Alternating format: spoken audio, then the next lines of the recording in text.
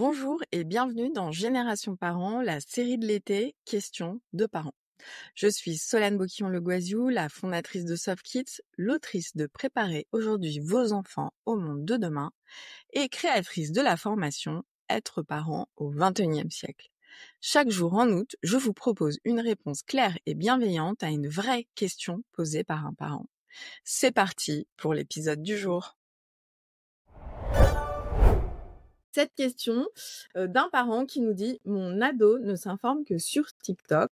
Est-ce que c'est grave?» Bah, moi, je dirais que c'est pas grave, dans la mesure où c'est de toute façon, c'est la pratique, enfin, qui est assez partagée et c'est pas grave dans la mesure où c'est cadré, où c'est régulé, où il y a du lien avec, l'enfant. Ça renvoie à ce que Sophie, disait, tout à l'heure.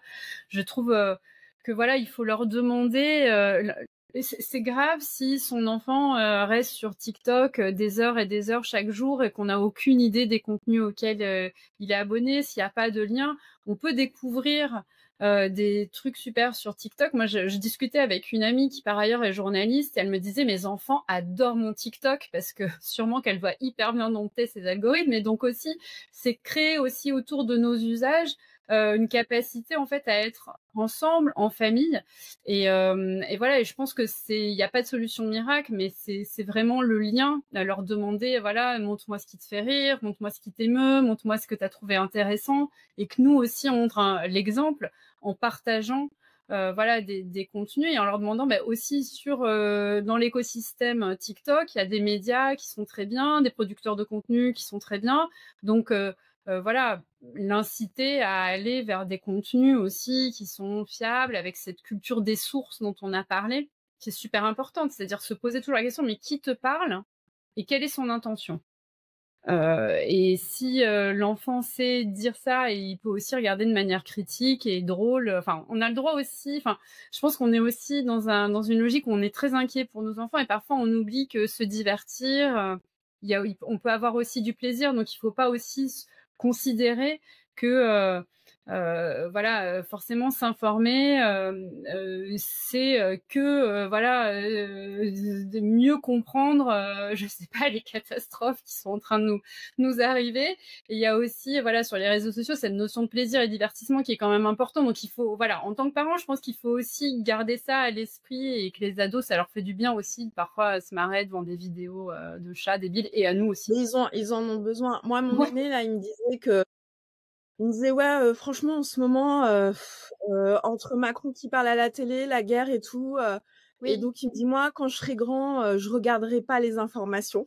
Mm. Il dit: «C'est trop anxiogène». Et donc je lui ai parlé du média positif, Oui, et donc je lui dis: «Bah, tu sais, il y a le oui. média positif, tu Voilà. peux t'inscrire tous les jours, il donne les bonnes nouvelles».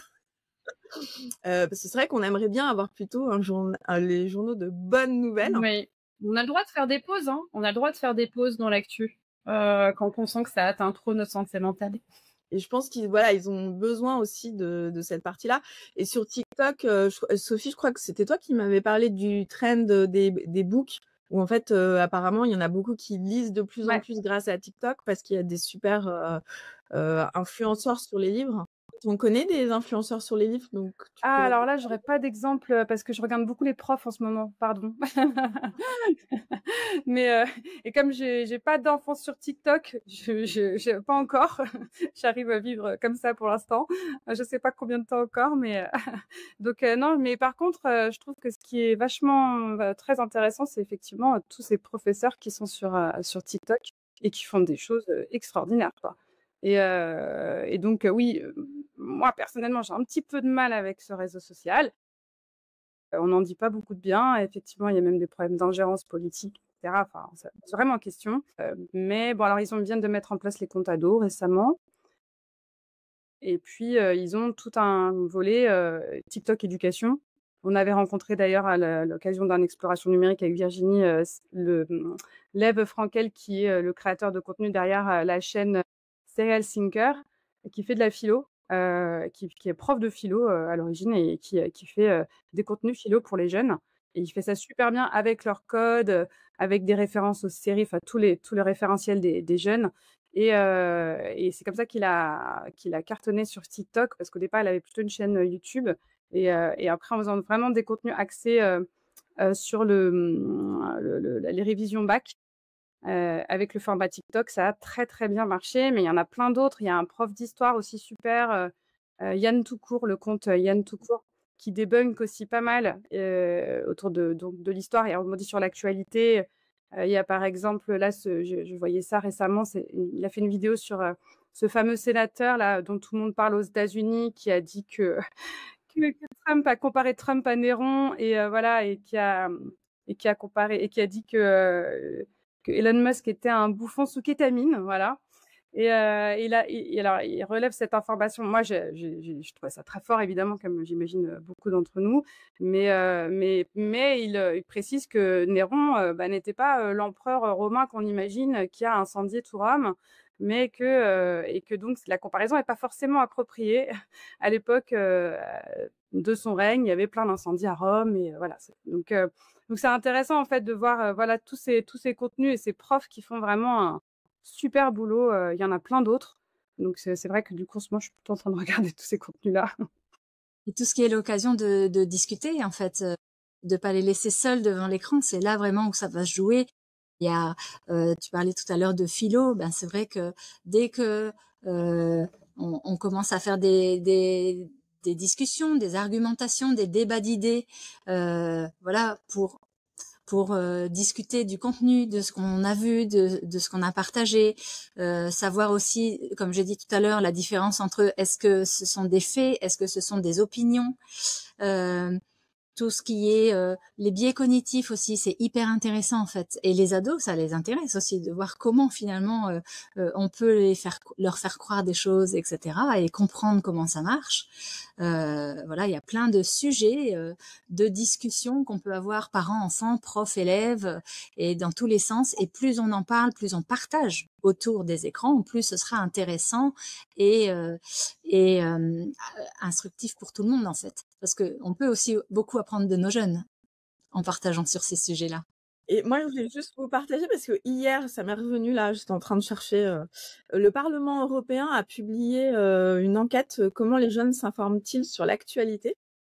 Et donc, numéro 1, c'est Instagram, à plus de 50%. Numéro 2, c'est TikTok. Après, c'est YouTube. Ensuite, c'est Facebook. Après, c'est X. Ensuite, c'est WhatsApp. Après, c'est Telegram.